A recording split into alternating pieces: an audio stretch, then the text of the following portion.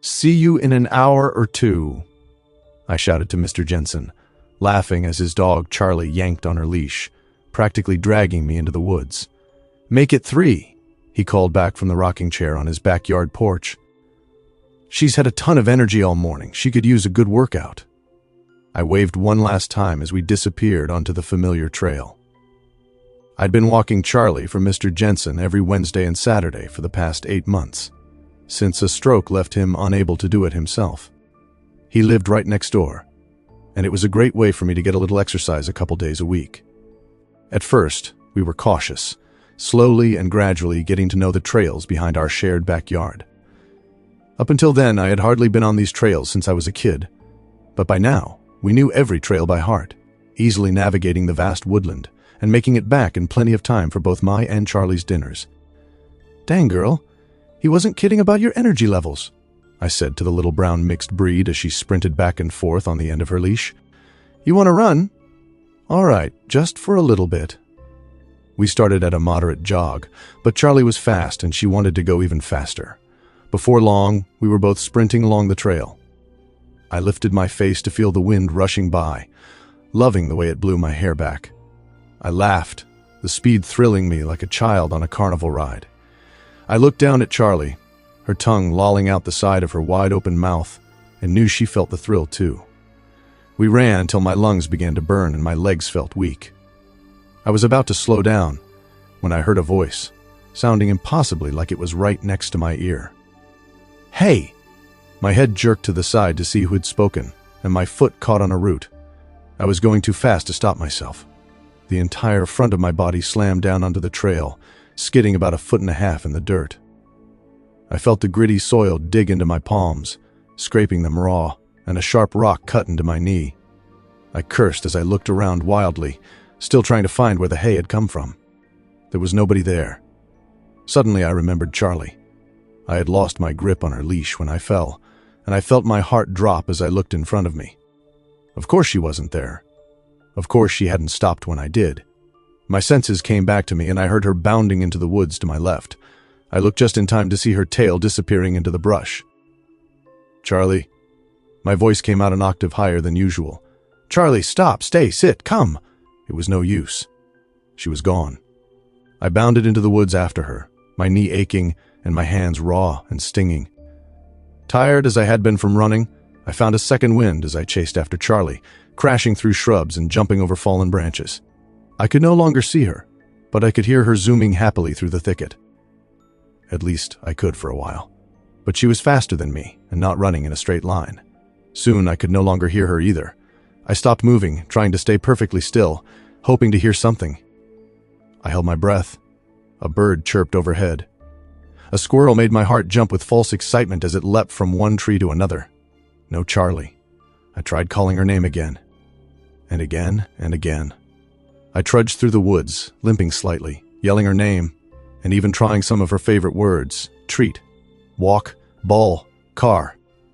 No Charlie. And another thing. Where was I? Charlie and I had walked, jogged, and run over every trail in these woods more times than I could count, but we had never been off trail. No matter, I thought to myself. I'll just walk in roughly the same direction I came from and I should find a trail. Even if it's not the one we were just on, I should be able to find my way home from any trail. I turned around. And around again. Which way had I come from? That's fine. I'll just walk in any direction and I should find a trail eventually. Right? The woods can't be that big. As I walked, I continued to call out for Charlie. A few times I thought I heard my own voice echoing back, which was odd because I'd never heard of hearing an echo in the woods. But the trees were pretty thick here, so it must have been some sort of strange phenomenon I'd just never heard about before. After what must have been at least an hour, I heard her. "Charlie!" She was walking toward me, coming from behind. Oh, thank goodness. I started as I turned around to greet the troublesome mutt. But that was not Charlie. I stood face to face with a deer. I'd never been this close to one before, and for a moment I forgot about Charlie and about being lost, and found myself bemused by the close-up sight of the woodland critter. Its dark, glittering eyes gazed into mine as I stood stark still, not wanting to move and spook it. I glanced around, expecting to see others. Charlie and I had seen deer in the woods before, Sometimes they would even stray into my backyard to graze on my lawn, and they always moved in groups. But strangely, I didn't see any more deer. They must be hiding, I thought. The trees, as I mentioned, are pretty thick here. It's just this one deer that was bold enough to come right up to me. Suddenly, the smell hit me, making my nose wrinkle. I'd never smelled a deer before, and the stench surprised me. It reminded me of the raw chicken I'd thrown away the week before. It had sat in the fridge for far too long and gone bad. I'd needed to empty the kitchen trash immediately to avoid the awful odor permeating the whole house. The deer snorted and took a step closer to me. Taking a chance, and knowing I'd probably never have this opportunity again, I lifted a hand to touch its face. The moment my arm moved, the deer spun on its back hooves and took off into the woods. Again, I looked around for the rest of the herd. Usually when one ran off, the rest wouldn't be far behind. But there was no other movement in the woods aside from the one deer hopping away into the forest. All right. Well, that was neat, but I needed to keep moving. I couldn't believe I'd already been walking so long and still hadn't found a trail. I surely wasn't going the same direction I'd come from, or else I'd have found that path by now. I tried looking up at the sun to see which direction I was going, squinting my eyes against the bright blue sky. But it was noon, and the sun was directly overhead. Once it moved to the west, I'd be able to get my bearings, but hopefully I wouldn't be out here long enough for that to be of use. I kept walking, trying to ignore the pain in my knee. I hoped the injury wasn't too severe, but I resolved to check it when I got home. Rolling up my jeans right now seemed like a pain in the ass, and I certainly wasn't going to pull them down. Again, I called out for Charlie, hoping she was around here somewhere. Then the thought occurred to me that she may not be out here at all. Dogs have a good sense of direction, right? Charlie probably knew her way home. She was probably already at Mr. Jensen's house waiting for me. That idea led to another comforting idea. If Charlie showed up at home without me, her leash dragging behind her, Mr. Jensen was sure to be worried. He would try to call my cell and I wouldn't answer. I have no service in these woods, so I never bother bringing my phone on our walks. Then he'd call for help. Somebody would come out and find me. Maybe they'd even send a search party. The thought relaxed me a bit. A team of police and neighbors traipsing through the woods, calling my name and leading me back home. I chuckled quietly, realizing that I was getting way ahead of myself. They don't send search parties for people who have only been lost for an hour, or maybe it was 2 or 3 at this point. But still, there would be no need for a search party. I'd be home soon. Charlie! I called again, not expecting an answer. I got one anyway, but it was only the echo. Or was it? I heard another rustling up ahead. This time I didn't get my hopes too high, and sure enough it wasn't Charlie. There was the deer again. I was sure it was the same one. There was something about the way it looked at me. I couldn't quite put my finger on it, but I knew I didn't like it. And then of course there was the smell, which flooded into my nostrils like a tidal wave, nearly making me gag. "Go on, get out of here," I told the creature, waving my arms. This time it didn't move, although it didn't come any closer either. It just stood there, watching me. The way its eyes stayed locked on mine reminded me of a predator more than a prey animal. I felt a chill run down my spine and I kept moving past it. And as I kept walking, I felt the sensation of being watched long after I could no longer see the strange animal. I began to move a bit faster. The sun was starting to sink lower into the sky. And although I was upset about the fact that I was still in the woods at this hour, I was grateful to at least have an idea of which direction I was going. Which was, of course, the wrong direction. My house was to the east of these woods, and I was definitely heading north. Still, though, I should have seen a trail by now. I adjusted my trajectory and kept moving. My knee hurt and my palms hurt from taking that fall earlier, but now I was certain I'd be home soon, or at least before dark. "Charlie," called the echo. I hadn't spoken. I walked faster. My stomach began to rumble, and I wished I'd brought a snack with me, or a water bottle. I was terribly thirsty. There was a creek out here. Maybe I could find that. No, I'm going home.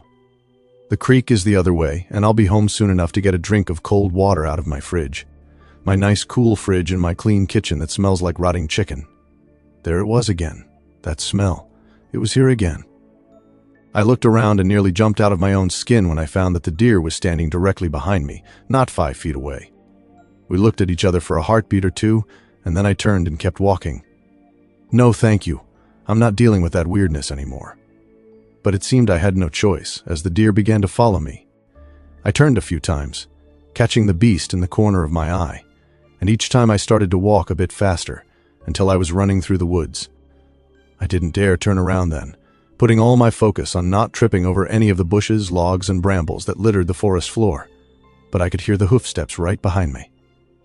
It was easy for the deer to keep up with me, being much more at home in the woods than I, easily navigating what was to me treacherous terrain.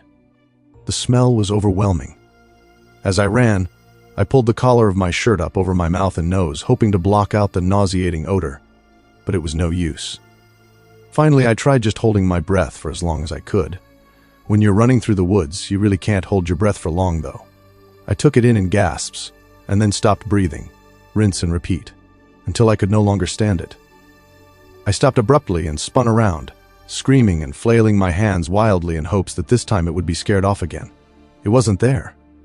I stood there, stunned, panting heavily, then turned again and began limping back toward the east, keeping the setting sun behind me. "Charlie!" My voice called in the distance.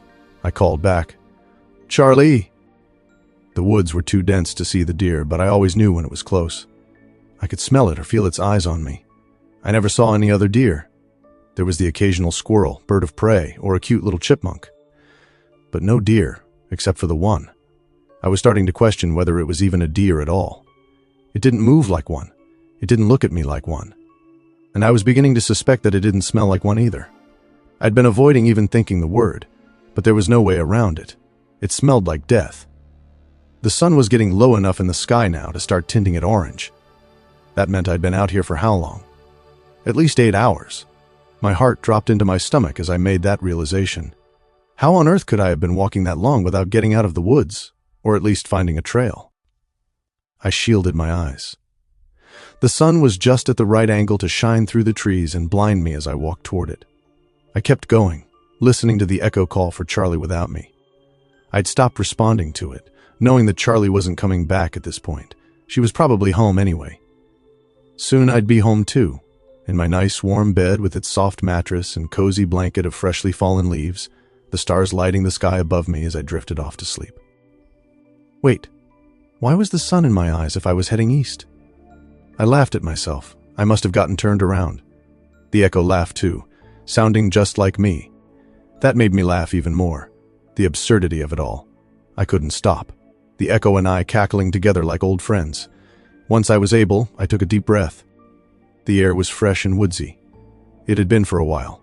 I hadn't smelled that possibly not a deer in nearly an hour, maybe more. Good, and good riddance. I was going the right direction, and there was no deer. Home.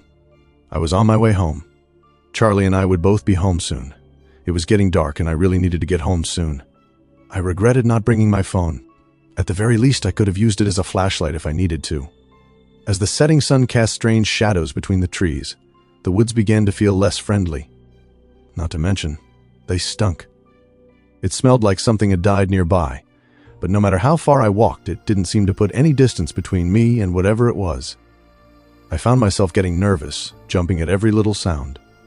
I tried to tighten my grip on Charlie's leash, but my palms hurt too much.